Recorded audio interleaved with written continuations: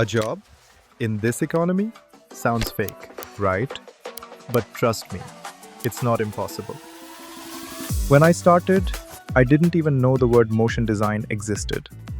I was just editing random videos, throwing in some text here and there. And then, boom! Somehow, people started paying me for it. Over the years, I've been a freelancer, a full-time employee, and even ran my own agency. And now, I want more people to discover this field. Because honestly, the opportunities, they're endless. So in this video, I'll break down how to get into motion design and the different career paths you can take. What even is motion design? Think of it like this. Motion design is graphic design plus video editing. If you're a video editor, at some point you'll want to spice things up with transitions, text animation, or illustrations. Congrats, that's motion design. If you're a graphic designer, sooner or later a client or your own curiosity will push you to animate your work. That's motion design too. Most people don't decide to become motion designers. They kind of stumble into it. The trick is, once you hit that point, don't run away. Lean into it. That's where all the opportunities open up. Motion design isn't one single job. Here are the main roles you'll come across. Generalist motion designer. Basically the Swiss Army knife. You know a little bit of 2D, 3D editing, VFX. Downside? People might treat you like you're kinda good at everything, but not amazing at one thing. Upside? Generalists often move into creative direction, and AI can't easily replace that. UI motion designer. This is the nerdy cousin. You'll use tools like Lottie and Drive to make apps and websites come alive.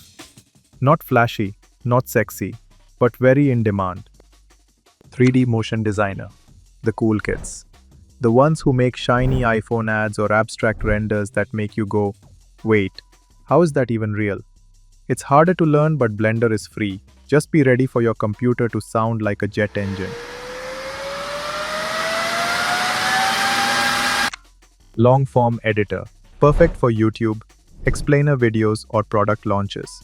The real challenge here isn't just editing, it's keeping the viewer hooked with storytelling. Short-form editor. This one's brutal but booming. You've got 2 seconds to grab attention. If you fail, 2 likes. If you nail it, you can make a toothpaste ad go viral. VFX motion designer. Love mixing real footage with virtual graphics? This is your world. Think CGI explosions, holograms, or tracking motion graphics into live shots. Technical and tough, but really fun. Content creator. And yup, you can turn motion design into your own brand. Make tutorials, sell templates, break down animations, or teach online. This path gives you freedom, but it needs consistency. Alright, so how do you actually begin? This isn't how I started, but if I could go back and start from scratch, here's the roadmap I'd follow.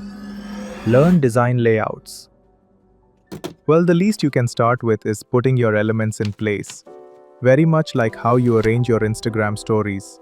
This will be your baby steps into moving towards design, and this is something you will do till the very end of your design career.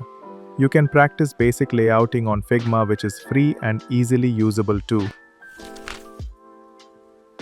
Learn how to make colors work. You will get a ton of tutorials for this on YouTube. But don't forget to practice these because they can get tricky real fast. Once you learn the basics, try to blend gradients together. That's a great way to practice your colors. It's time to get comfortable with the software every motion designer has to use, willingly or unwillingly. After Effects. You don't have to make it hard though. Start with navigating through the software. Realize where you can find what, how you apply effects to shape layers, how you can animate text, and most importantly, get comfortable with keyframes. Now it's time to get a taste of how it feels to work on real-life projects. Start with something you want to do. Go on Pinterest or YouTube, find something you like and want to recreate, and just try your best. Maybe your first try won't even be close to the reference, but it will teach a bunch in the process. And wherever you get stuck, most of your solution will be one Google search or a YouTube tutorial away. You might have heard this a dozen times, but people don't value it enough. Post the work you've been doing all along on social media, Twitter, LinkedIn, Instagram, or anywhere else. Just start building your online presence so that people know you exist and can reach you out. Don't bother with the quality of work. It's a good way to watch your progress as well. Putting together a portfolio is very important, but probably not for the reason you think. It is because it's easier to show your work to a person who might be interested in hiring you. And you definitely want to make it as easy as possible for them. It's exactly as if you walk into a restaurant and they don't have a menu. You have to ask a waiter what they have right now, and that is really inconvenient and unappetizing. That said, you would definitely want to make your portfolio as easy to view as possible. For a beginner, you can start using platforms like Behance or Dribble. There are also some really good portfolio platforms popping up in last few years, and I'll add links to some platforms I think are great in the description. Also, for all the reasons I mentioned before, please don't use Google Drive folder as your portfolio.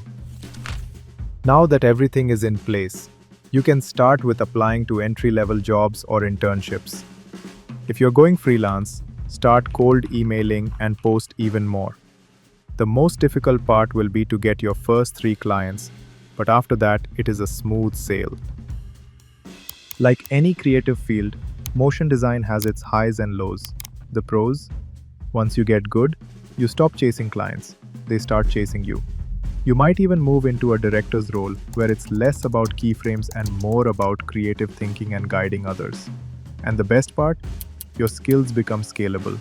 You can teach, sell templates, create YouTube content, or build your own brand. But the flip side? Your work is completely subjective.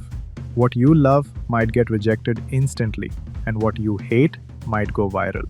You also never stop learning. There's always a new tool, a new trend, or a new workflow to catch up with. And not every project lets you express your style.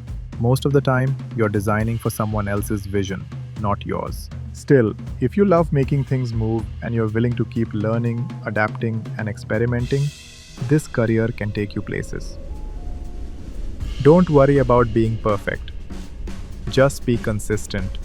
Make stuff, share it, and eventually, you'll look back and realize you're doing the thing. If this helped, a like would mean a lot. Next videos will be on Beginner's Guide to Freelance Motion Design, because good motion can't fix bad design. Peace.